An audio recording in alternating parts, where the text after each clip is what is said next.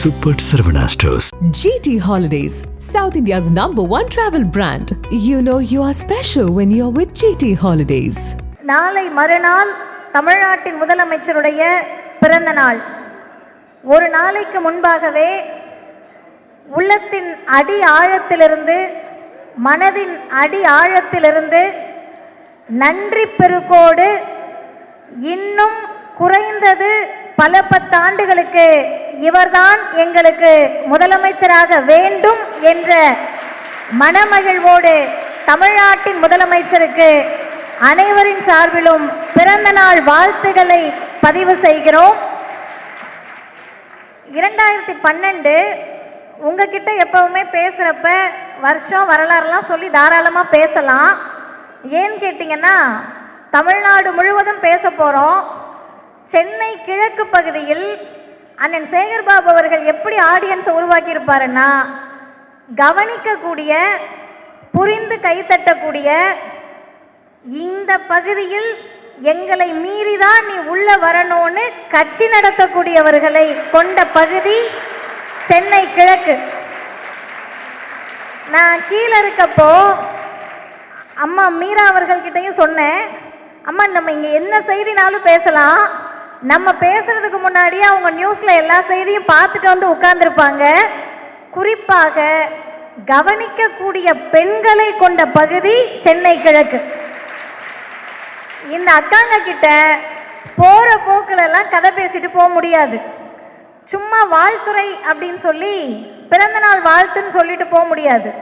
அந்த அளவிற்கு கவனிக்கக்கூடியவர்கள் நீங்கள். இந்த செய்தியை கவனியுங்கள். 2012 தமிழ்நாட்டினுடைய இன்றைய முதலமைச்சர், அன்றைக்கு திராவிட முன்னேற்ற கழகத்தினுடைய பொருளாளராக இருந்த நம்முடைய தளபதி அவர்களுடைய பிறந்த நாள் நிகழ்ச்சி சென்னை காமராஜர் அரங்கத்தில் நடைபெற்றது. அந்த நிகழ்ச்சியில் எங்களுடைய கழகத்தின் தலைவர் ஆசிரியர் ஐயா ஒரு வாழ்த்து செய்தியை பேசுகிறார். அதை கொஞ்சம் நல்லா கவனிச்சிங்கன்னா அவர் சொல்றாரு, எதிரிகளும் இவரை பாராட்டுவார்கள், எதிரிகளும் இவரை ஏற்றுக்கொள்வார்கள். ஏனென்றால் இவர் பகுத்தறிவால் தளபதி, பண்பால் தளபதி, உழைப்பால் தளபதி, தன்னுடைய வல்லமையால் தளபதி, அனைத்திற்கும் மேலாக தன் சோதனைகள் காலகட்டத்திலும் தளபதியாக இருந்தவர் நம்முடைய தளபதி என்று வாழ்த்தினார். இதுல ஒரு வரியாக பாருங்க, எதிரிகளும் ஏற்றுக்கொண்டிருக்கிறார்கள் என்று 2012 சொன்னார். இன்னைக்கு 2026 எதிரிகளும் ஏற்றுக்கொண்டிருக்கிறார்கள், எதிர் முகாமில் இருப்பவர்களும் ஏற்றுக்கொண்டிருக்கிறார்கள். கண்ணுக்கு எட்டிய தூரம் வரை எதிரிகளே இல்லை என்று சொல்லுவதற்கு நாம் பாசிசவாதிகள் கிடையாது.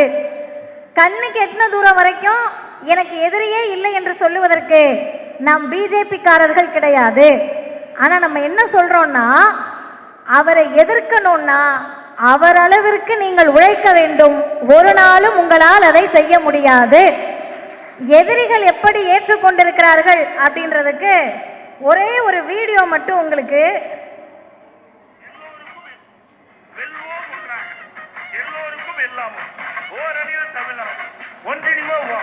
உங்கள் தொகையில் முதலமைச்சர், உங்களுடன் சாரி, மக்களை தேடி மருத்துவம், இல்லம் தேடி கல்வி, நான் முதலமைச்சர், தமிழ் புதல்வன், புதுவைப்பேன், உங்கள் கனவை சொல்லுங்கள்.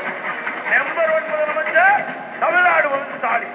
நாம இவ்வளவு திட்டங்களை கொடுத்து உதய சூரியனுக்கு தான் ஓட்டு போடணும். நம்பர் 1 முதலமைச்சர் முத்துவேல் கருணாநிதி ஸ்டாலின் என்று ஐயா எடப்பாடி பழனிசாமி ஒப்புக்கொண்டிருக்கிறார்.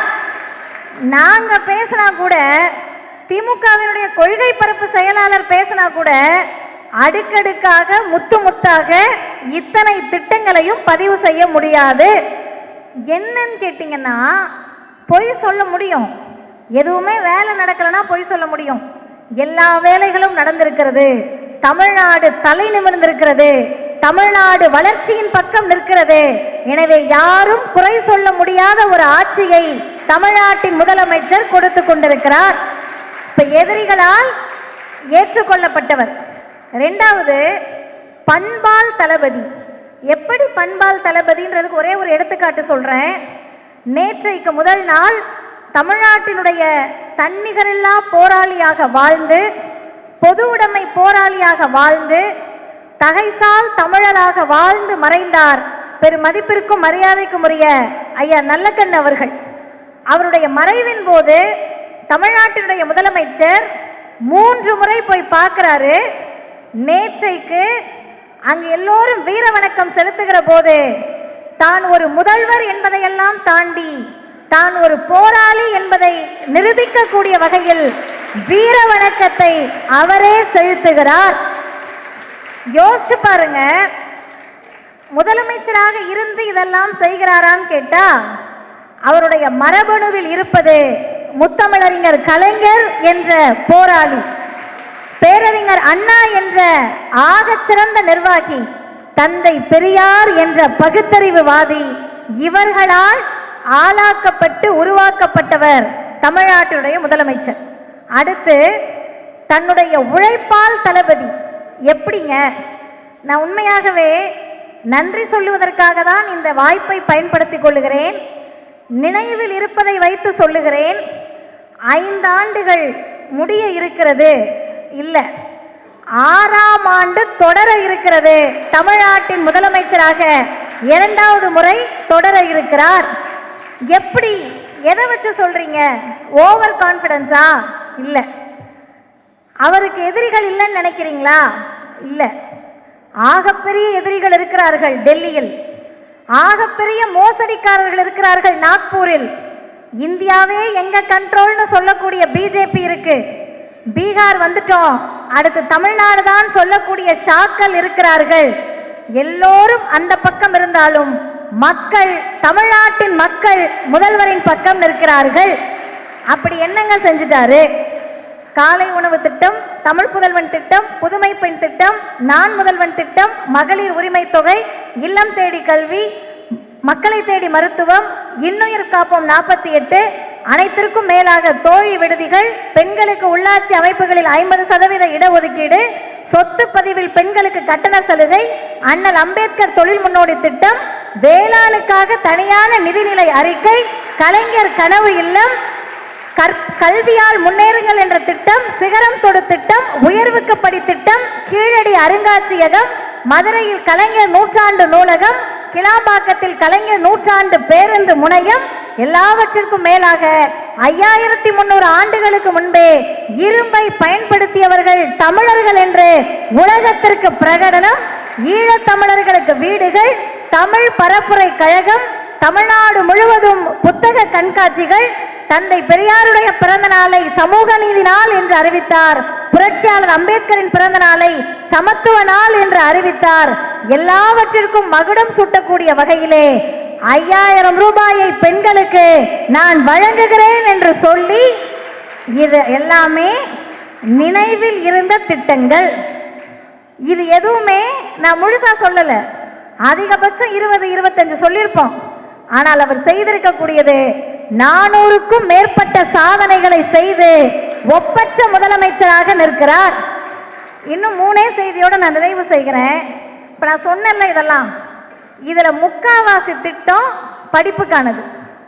உங்கள் பகுதியில் முதல்வர் படைப்பகம், மாணவர்களுக்கு மடிக்கணினி, சொல்ல சொல்ல எல்லாம் ஞாபகம் வருது. இது எல்லாமே கல்வி, படிப்பு, பெண்ணுரிமை, உயர்வு. நீங்க அப்படியே எதிர்முகாம்ல பாருங்க, கல்வி பயில வான்னு கூப்பிட்டா திராவிடம், தமிழ்நாட்டினுடைய முதலமைச்சர் திராவிட மாடல். கலவரம் பண்ண வந்தா அது ஆரிய model, BJP model, Modi model. பெண்ணுரிமையை பற்றி நாம் பேசிக் கொண்டிருக்கிறோம், அந்த பக்கம் அது எதுவுமே கிடையாது.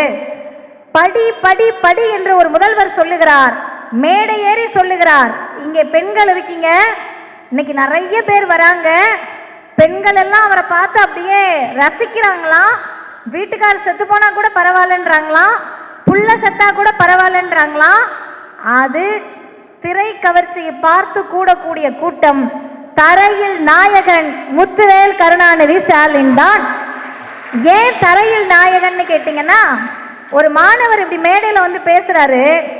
இளைஞர்கள் கேட்டுக்கங்க, நீங்க என்ன காரணத்துக்குனாலும் உள்ள வந்திருக்கலாம், ஆனா வெளியே போறப்ப இந்த செய்தியோடு போங்க. அந்த மாணவன் சொல்லுகிறார், தமிழ் புதல்வன் திட்டத்தில் மாதம் 1000 ரூபாய் எனக்கு தராங்க. 1000 ரூபாய்லாம் ஒரு காசான்னு நீங்கள் நினைக்கலாம். பெற்றோர்கள் கேட்டுக்கங்க. அந்த பையன் சொல்கிறாரு, எனக்கு 10 நாள் சாப்பாடுங்க, அந்த மாதம் 1000 ரூபாய்.